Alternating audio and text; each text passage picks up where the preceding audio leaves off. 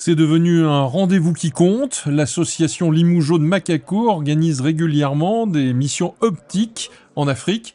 Fin novembre, début décembre, une nouvelle opération a été organisée en Mauritanie. On fait du simple et efficace, c'est-à-dire qu'on n'emmène pas de verre progressif parce que c'est trop compliqué. Donc c'est que du simple foyer. Donc on enlève de ce qu'on récupère dans les magasins, on enlève tout ce qui est verre progressif. On n'emmène que du simple foyer et toutes les montures qui sont propres, avec des verres relativement propres, pareillés, parce qu'on n'est pas là pour délivrer non plus des choses trop abîmées. Et puis on fait un tri par puissance dans des boîtes, et comme ça on a une organisation qui nous permet de gagner du temps. La mission est connue, elle a permis de créer 5 points de distribution cette année pour plusieurs centaines de patients. La télévision du pays s'y est intéressée et a bien montré l'efficacité de l'initiative. Le mécanicien, en fait, qui commence à avoir 40-45 ans, il peut plus visser ses boulons, donc il a plus de boulot. Il peut plus conduire parce qu'il peut plus voir de loin.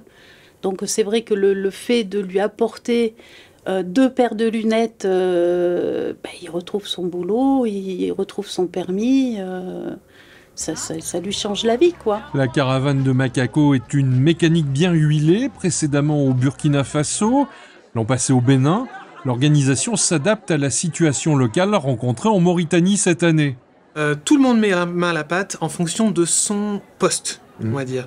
Nous, les opticiens, on s'occupe directement de trouver le lieu où on va pouvoir faire les tests de vision. On cherche les lieux pour que ce soit fluide. Au niveau dimension, il nous faut 5 mètres pour que la lumière soit adaptée et qu'on soit plus ou moins tous ensemble de façon à pouvoir échanger si on a des problèmes ou si on a besoin des uns des autres. Et puis après, ceux qui s'occupent de la boutique, enfin celles qui s'occupent de la boutique, Nathalie et Marie, vont regarder elles tout de suite la salle qui pourrait leur convenir en fonction de leurs problématiques à elles et de leurs besoins pour être efficaces également. Et puis pour l'enregistrement, et chacun va trouver son lieu. Chaque mission est préparée en amont avec la collaboration de l'établissement et service de réadaptation Ferré du Longbois avec ses spécialistes de lunetterie et d'optique. La mission laisse des traces, des souvenirs, des histoires à partager. Celle qui m'a marqué le plus, là, c'est un enfant de 12-13 ans qui ne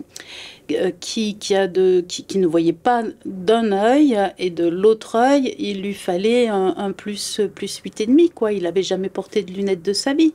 Donc, il ne pouvait rien faire. Il ne pouvait pas aller le suivre à l'école, il ne pouvait rien faire, quoi, ce gamin. Et alors, c'est curieux parce qu'on est obligé de fermer tôt le soir. En fait, on n'a pas eu le temps de lui donner sa paire de lunettes. Donc je lui dis, reviens demain, enfin revenez, il était avec son papa, revenez demain matin. Mais du coup, j'avais peur qu'ils reviennent pas, quoi. Puis finalement, ils sont revenus, ils étaient là d'ailleurs à la première heure. Et après, il est resté en fait dans l'enceinte parce qu'il attendait son papa qui lui-même faisait un contrôle de vue.